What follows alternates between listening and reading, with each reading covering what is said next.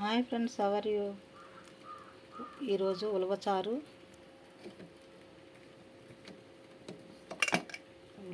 మరుగుతుందండి.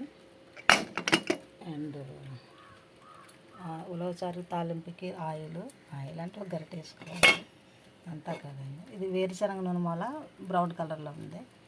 Rice అవుతుంది. అరటికాయ, ఉలవచారుకి అరటికాయ వేపుడు కాంబినేషన్ అండి. అరటికాయ వేపుడు పెడతాప్పుడు అరటికాయ ఉలవచారు చాలా బాగుంటుంది.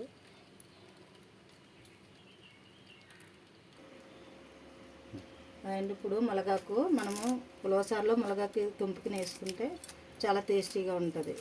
ఆరోగ్యానికి మంచిది. నెక్స్ట్ కరివేపాకు కూడా వేసుకోవాలండి. కొద్దిగా మరిగిన తర్వాత మనం తాలింపు పెట్టుకోవాలి.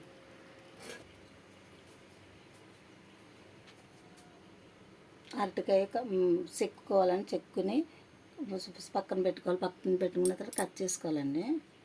కట్ చేసి ఉలవచారుకి ఒక గరిటె ఆయిల్ వేసుకోవాలి. ఉలవచారుకి నెక్స్ట్ ఆవాలు, మెంతులన్నీ, ఒక స్పూన్ జీలకర్ర, 2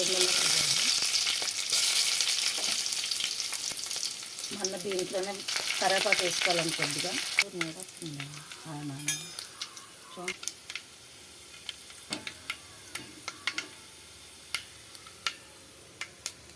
చూడండి, తాలింపు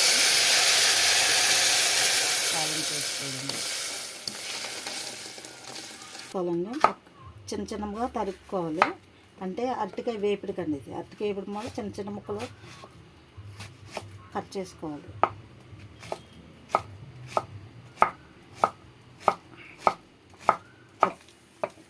ఇలా చిన్న చిన్న ముక్కలు కానీ తరిగిన తర్వాత ఇప్పుడు మనం తాలింపుకి వేసుకోవాలండి.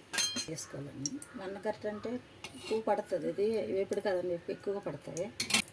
మెంతులు,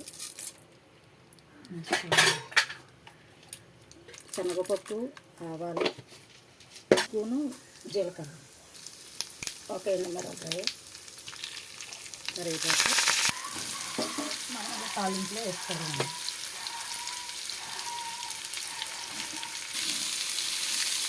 అరటికాయ ఇప్పుడు ఇలా ఫ్రై చేసుకోవాలండి. అంటే మేము రాళ్ళు ఉప్పు వాడతాం కాబట్టి వాటర్లో వేసి సాల్ట్ వేసుకోవాలి.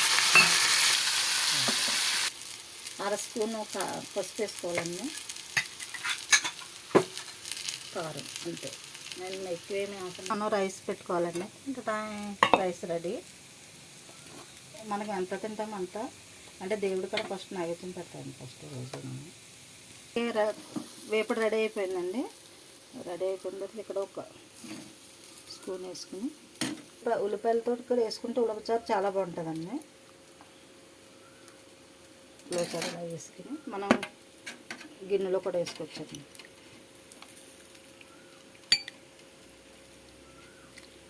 అరటికాయ వేపుడు అండి. అరటికాయ వేపుడు, ఉలవచారు. దీంట్లో మళ్ళీ కప్పులు వేసాను. దీని కాంబినేషన్ కొబ్బరి ముక్కతో తింటే చాలా బాగుంటుంది. సూపర్గా ఉంటుందండి ఉలవచారు, అరటికాయ వేపుడు కాంబినేషన్. నెక్స్ట్ తిన్న తర్వాత మామిడికాయ తింటే సూపర్గా ఉంటుంది. జై శ్రీరామ్. భారతమాత నమోస్తు. జై హింద్.